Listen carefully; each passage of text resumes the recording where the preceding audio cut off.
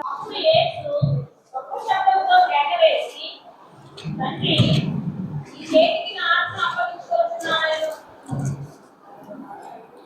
మాట అండి 7వ మాట, సిలువలో యేసయ్య పలికిన 7వ మాట. ఈ 7 మాటలలో పలికిన 7 మాటలు ప్రార్థనతోనే ప్రారంభమయ్యాయండి, ప్రార్థనతోనే ముగించబడ్డాయి. ఈ బైబిల్లో మన క్రైస్తవుల్లో 7 అనే మాటకి చాలా విలువ ఉందండి. ఎందుకంటే అది గ్రహించిన వారికి తెలుసు 7 అనేది పరిపూర్ణమైనది, సంపూర్ణమైనది. ఎందుకంటే దేవాది దేవుడు సృష్టిని చేసిన ఆరంభంలో 6 రోజులు సృష్టిని చేశారండి. 6 రోజులు సృష్టిని చేసి 7వ రోజు విశ్రాంతి పొందారు. అలాగే యేసయ్య కూడా సిలువలో 7 మాటలతో సంపూర్తి చేశారండి ఆయన మాటలు. అయితే ఆయన సిలువలో పలికిన మాట సమస్తమును సంపూర్ణం చేసి విజయోత్సాహంతో కేక వేశారండి. అది ఆ కేక విజయోత్సాహంతో వేసిన కేకలు అనేవి 2 రకాలు ఉన్నాయండి. అది ఏంటి అంటే, మొదటిది ఒకటి అన్యాయపు కేక. ఏంటి అంటే అదే లోకాసువార్త 23:20 యేసయ్యని సిలువ పిలాతు దగ్గరికి వచ్చినప్పుడు జనులందరూ పిలాతు ఈయన ఏ దోషము లేదు కనుక ఈయన శిక్షించి వదిలివేస్తాను అంటే, అప్పుడున్న ప్రజలందరూ ఏమన్నారు, లేదు వీడిని శిక్షించండి, సిలువ వేయండి అని చెప్పేసి అన్యాయంగా కేకలు వేశారండి. ఎంత అన్యాయం అండి! ఆయన ఈ లోకానికి వచ్చి మన కోసం, మన బాబు కొరకు మనం జీవించాలి, నశించుకోకూడదని మన కోసం ఆయన మంచి మాటలు చెప్తూ ఉంటే మనము గ్రహించక మన కళ్ళకి సాతాను ఒక పొర కలిగించాడండి. ఏంటంటే ఆ పొరలో దేవుణ్ణి మనం చూడలేకపోయాం. ఆయన చెప్పిన సత్యాన్ని మనం గ్రహించక ఈ సిలువ అని చెప్పేసి ఎంత కఠినంగా అంటే, ఆ సిలువలో కూడా ఆయనతో పాటు 2 దొంగలు సిలువ వేయబడ్డారు. వాళ్ళిద్దరిని ఎలాగంటే వాళ్ళు తాడుతో కట్టారు. ఈయన మాత్రం అన్యాయంగా కర్కశంగా కఠినంగా మేకులతో కొట్టారండి. మేకులతో అంటే వాళ్ళకున్న కసి మొత్తం సిలువలో ఆయన మీద చూపించారు. అంత కఠినంగా కేకలు వేసి ఆ సమయంలో వాళ్ళ కేకలే గెలిచాయంట. ఎందుకంటే అది దేవుని చిత్తమైంది, ఇలాగ జరగాలి అనేది దేవుని చిత్తం. ఈయన వేసిన కేక విజయోత్సాహం కేక. ఆ కేక విజయం, ఉత్సాహం 2 ఉన్నాయండి. విజయం ఏంటంటే దేవుడు నాకు అప్పగించిన పని, ఆ పనిలో తండ్రి నాకు అప్పగించిన పనిని నేను నెరవేర్చాను, పూర్తి చేశాను, మరణంపై నేను విజయాన్ని పొందాను అనే విజయోత్సాహపు కేక అండి అది. ఆయన వేసిన కేక అంతే. అది ఆ మాట కూడా ఒక శ్రేష్టమైన మాట. అయితే తండ్రి తనకు అప్పగించిన పని నెరవేర్చాను అనేది అదొక ఉత్సాహంతో వేసిన కేక అండి. ఇంకొకటి,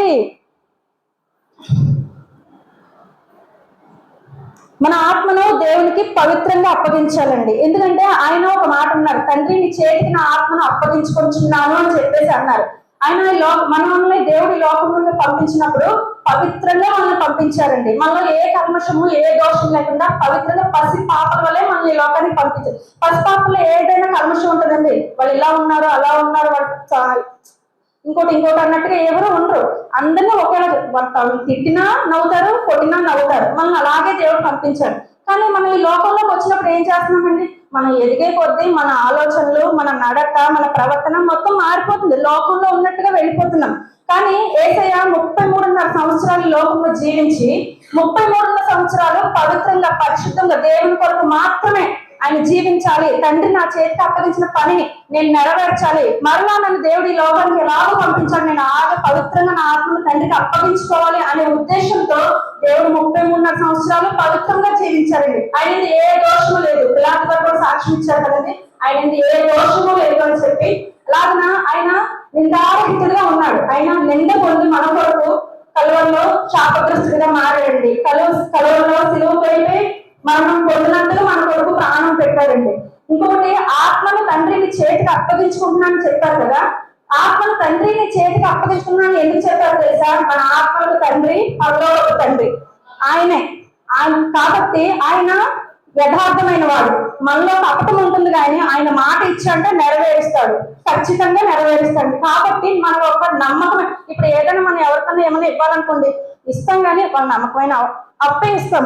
నమ్మకమైన లవ్లా కాదా, ఇస్తారా లేదా, తీరుస్తారా లేదా అని ఒక అపనమ్మకం అనేది ఉంటది. కానీ పరలోక తండ్రి, మన తండ్రి నమ్మకమైన వాడు. ఆయన చేతికి మన ఆత్మను అప్పగించిన మన చిరకాలం జీవిస్తామని ఒక నమ్మిక ఉందండి. ఇంకొకటి ఏంటి అంటే, ఇప్పుడు హైందవుల్లో ఉన్నారు కదండి, వాళ్ళందరూ దేవుడు దేవుడు అంటారు, పరమాత్మ అంటారు, ఇంకో విధంగా పిలుస్తారు. అంటే అవకాశం ఇచ్చాడండి. మనల్ని తన సొంత కుమారులుగా కుమార్తెలుగా ఎంచుకున్నారండి. తండ్రి అని పిలిచే భాగ్యాన్ని మనకి ఇచ్చాడండి దేవుడు. దీన్ని బట్టి దేవుడికి మనం ఎంతో కృతజ్ఞత కలిగి ఉంటామండి. అలాగే ఆయన చనిపోయేటప్పుడు అండి, ఆయన చివరి మాట పలికినప్పుడు కొండ అవతల సిలువ వేస్తున్నారు. కొండ యువతల ఊర్లో దేవాలయం ఉందండి. అక్కడ ఆయన ఆయన చనిపోలేదండి. ఆయన చంపేంత శక్తి ఎవరికి లేదు. ఆయన తనకు తానుగా తను ఇష్టపడి తండ్రి తనకు అప్పగించిన బాధ్యత నెరవేర్చాలనే ఉద్దేశంతో తనకు తానుగా అప్పగించబడ్డాడు. నిన్న అయ్యగారు వాక్యం చెప్పారు, నేను తండ్రిని వేడుకుంటే 12,000 మంది 12 వ్యూహాలను దేవుడు నా కొరకు పంపించరా అని చెప్పేసి నేను సేవకులు చెప్పారు. 12 వ్యూహాలు అంటే ఒక్కొక్క వ్యూహంలో 6,000 మంది యోధులు ఉంటారండి. యోధులు అంటే మనుషులు కాదు, దేవదూతలు. ఒక్క దేవదూత మన దగ్గరికి వస్తే మనం ఏమైపోతామండి. అలాంటిది 6,000 మంది, ఒక్కొక్క వ్యూహం 12,000 మంది, 12 వ్యూహాలతో 6,000 మంది యోధులు వస్తారంటే అక్కడ ఉన్న వాళ్ళందరూ ఏం చేయగలరు? ఇమ్మీడియట్ గా యేసయ్య వీళ్ళందరినీ ఇచ్చేయగలరు. కానీ ఆయన అలా చెప్పలేదు, విధేయత కలిగి ఉన్నారు. తండ్రి నాకు అప్పగించారు, నేను ఆ మాటకు లోబడి ఉండాలి అని. కాబట్టి మనము అలాగనే లోబడి ఉండాలండి దేవుని మాటకి. ఇంకొకటి, ఆయన ద్వారానే ఇప్పుడు చెప్పాను కదండి, ఆయన ఊరిలో దేవాలయం ఉంది, కొండ యువతల సిలువ వేస్తున్నారు. ఆయన సిలువ వేయబడినప్పుడు అప్పటికప్పుడు ఒక్కసారిగా ఆకాశం ఇమ్మీడియట్ గా వాతావరణంలో మార్పులు వచ్చేసాయి. దేవాలయపు తెర పైనుండి అడ్డంగా చిరిగిపోయిందండి. ఇంకొకటి విషయం ఏంటంటే, ఆ దేవాలయపు తెర ఏంటంటే 4 అంగుళాల వెడల్పు ఉంటుంది ఏంటండి.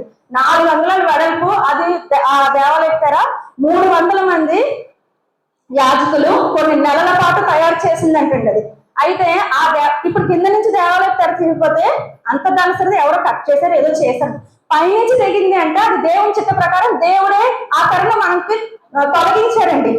ఏంటంటే యేసయ్య సిలువ ద్వారా, ఆయన రక్తం కాచిన ద్వారా, ఆయన మరణం ద్వారా ఆయనకి మనకి ఉన్న అడ్డుగా తొలగిపోయింది. అతి పరిశుద్ధ స్థలంలోకి ఎవరు ప్రవేశించలేరు, యాజకులు తప్ప. అటువంటిది ఆయన మరణం ద్వారా, ఆయన సొంత కుమారుని లోకానికి ఇచ్చిన ద్వారా ఆ తెర చెరిగిపోయి దేవాలయంలోకి మనం అడుగు పెట్టడానికి, దేవునితో డైరెక్ట్ గా మనం ఏకమై మాట్లాడడానికి దేవుడు అవకాశం మనకి ఇచ్చాడండి. దీన్ని బట్టి దేవుడు ఎంతగానో స్తుతించగలమండి. ఇంకొకటి ఏంటంటే, ఆయన ద్వారానే నేనే మార్గం సత్యం జీవం అన్నాడు. ఆయన ద్వారానే మనం జీవంలోకి, ఆయన మరణంలో ఆయన ద్వారానే మనం జీవంలోకి అడుగు పెట్టామండి. ఇంకొకటి ఏంటంటే, నేను ఒక చిన్న స్టోరీ చెప్తానండి, చిన్న కథ చెప్తాను. అదేంటంటే, చిన్న ఉపమానం. ఒక ఊర్లో ఒక తండ్రి ఒక కూతురు ఉన్నారండి. ఆ కూతురు పేరు లేని బ్రిడ్జ్ అంట. అది చరిత్రలో జరిగింది, నిజమైన సంఘటన అండి. ఏంటి అంటే, అది ఒక తండ్రి కూతురు వేరే దేశం వెళ్ళడానికి విమానంలో వెళ్ళాలి, ఫ్లైట్ లో వెళ్ళాలి. అయితే ఆ తల్లి లేదు, తండ్రి కూతురే వెళ్దాం అనుకుంటున్నారా.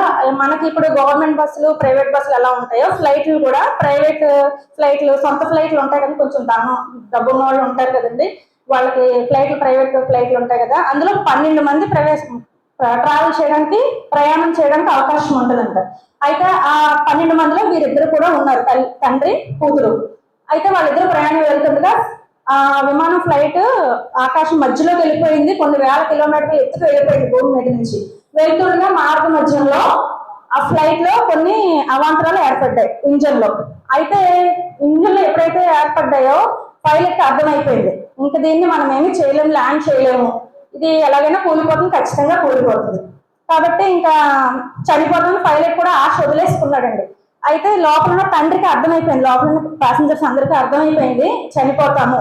తండ్రి మనసులో ఒకటే ఆలోచన ఉంది, నా కూతుర్ని నేను ఎలాగైనా బ్రతికించుకోవాలి, నేను చనిపోయినా పర్వాలేదు, నా శరీరం తుత్తునీలుగా అయిపోయినా పర్వాలేదు, నా కూతుర్ని మాత్రం నేను బ్రతికించుకోవాలి. ఏం చేయాలి తండ్రి ఆలోచిస్తుంటే ఈ లోపల కూతురికి అర్థమైంది, నాన్న ఏమవుతుంది, మనం చనిపోతామా ఏంటంటే, లేదమ్మా మనం చనిపోము, నువ్వు బ్రతికే ఉంటావు. నువ్వు బ్రతికుంటామన్నారు కానీ మనం బ్రతికుంటామని అనలేదు. అయితే ఇది నిజంగా జరిగిన సంఘటన అండి. అయితే ఫ్లైట్ వెళ్తుంది. తండ్రి ఏం చేశాడంటే కూతురికి ధైర్యం చెప్తున్నాడు, నీకేమీ కాదు, నువ్వు ధైర్యంగా ఉండు, కానీ ఒక్కటి చెయ్యి, నువ్వు నన్ను గట్టిగా పట్టుకో, నువ్వు నన్ను హత్తుకో, గట్టిగా పట్టుకో, నీ చెయ్యి నన్ను విడిచిపెట్టదు, నన్ను గట్టిగా పట్టు, ఏది జరిగినా నువ్వు ఎటు చూడదు, నా వైపే చూడు, నాతోనే ఉండు, నా వైపే చూడు, నన్నే పట్టుకో, గట్టిగా పట్టుకో. తండ్రి ఎలాగైతే చెప్పాడో కూతురు కూడా అలాగే తండ్రిని పట్టుకుంది. తండ్రి కూడా తన శాయశక్తుల తనకు ఓపుగా ఉన్నంత వరకు తన చాలా గట్టిగా తన కూతుర్ని హత్తుకునే ఉన్నాడంటుంది. ఇంకొకటి, ఫ్లైట్ ఎటైతే క్రాష్ అవబోతుందో అటు అడ్డంగా నిలబడి కూతుర్ని అటువైపు పట్టుకొని ఉన్నాడంట. ఫ్లైట్ అయితే కూలిపోయింది. అందులో ఉన్న 12 మందికి 11 మంది చనిపోయారు, కూతురు మాత్రం బ్రతికింది. అది ఎలాగా? చిన్న చిన్న దెబ్బలు తగిలినాయి, కొన్ని క్రాషెస్ అయితే తగిలినాయి, కానీ కూతురు మాత్రం ప్రాణాపాయంలోనే బ్రతికింది. బ్రతికిన తర్వాత తను అనుకున్న మొదటి మాట, నా తండ్రి నా కోసం చనిపోయాడు, నేను బ్రతకాలనే ఆశతో నా తండ్రి చనిపోయాడు, కాబట్టి నా తండ్రి ఆశ నేను నెరవేరుస్తాను, నేను జీవిస్తాను అనే నిశ్చయంతో ఆవిడ జీవించిందంటండి. ఆ పాప పేరు లేని బ్రిడ్జ్. అయితే లోకపరంగా మనం ఈ కథ విన్నామండి. దేవుని పరంగా మనం ఏం ఆలోచిస్తున్నాం? కొన్ని వేల సంవత్సరాల క్రితం మన తండ్రి మన కొరకు చనిపోయాడండి. మన పాపం నిమిత్తం, మన కోసం, మనం చేసిన అపరాధం నిమిత్తం దేవుడు చనిపోయాడు. ఆ విషయం మన అందరికీ తెలుసు. కానీ మనం ఏం చేస్తున్నామండి? పాస్టర్ గారు అన్నట్టు శుక్రవారం క్రైస్తవమే, క్రిస్మస్ క్రైస్తవమే, న్యూ ఇయర్ క్రైస్తవుని, ఈస్టర్ క్రైస్తవుని అలాగే ప్రవర్తిస్తున్నామండి. ఏనాడైనా, నేను కూడా చెప్తున్నాను కదా, ఏనాడైనా దేవుడికి ఇష్టంగా మనల్ని మనం ఒకసారి ప్రశ్నించుకుందామండి. ఆయన శిలువలో అంతగా భారం పరుస్తూ, అంతగా చనిపోయేంతగా ఉంటూ, ఆఖరి రక్త పొట్టు వరకు కాచి చనిపోతూ కూడా మన కోసం ఎందుకు చనిపోవాలి? నా బిడ్డలు బ్రతకాలి, జీవించాలి. ఈ లోకంలో కాదు, ఒకానొక దినమున ఈ లోకంలో వాళ్ళకి నిరీక్షణ, మనకి ఒక నిరీక్షణ అనేది ఉంది. ఈ లోకంలో చనిపోయినా మనం నిశ్చయంగా ఒక దినమును జీవిస్తాము, అది యేసుతో జీవిస్తాము అనే నమ్మిక మనలో ఉండాలండి. కాబట్టి నా తండ్రి యేసే నా కొరకు చనిపోయాడు కాబట్టి జీవితకాలం ఆయన నాకు ఇచ్చిన ఈ జీవితాన్ని ఆయన కొరకు నేను ఎలా బ్రతకాలి, ఆయన కొరకు నేను ఎలా జీవించాలి, ఆయన కొరకు నేను ఎలా ఆత్మను సంపాదించుకోవాలి, ఆయన కొరకు ఎలాగ నేను ఆయన రాత్రి వ్యాప్తి చేయాలి అనే ఆశ మనందరిలో కలిగి ఉండాలని ఈ చిన్న మాట దేవుని దీవించిన కాక.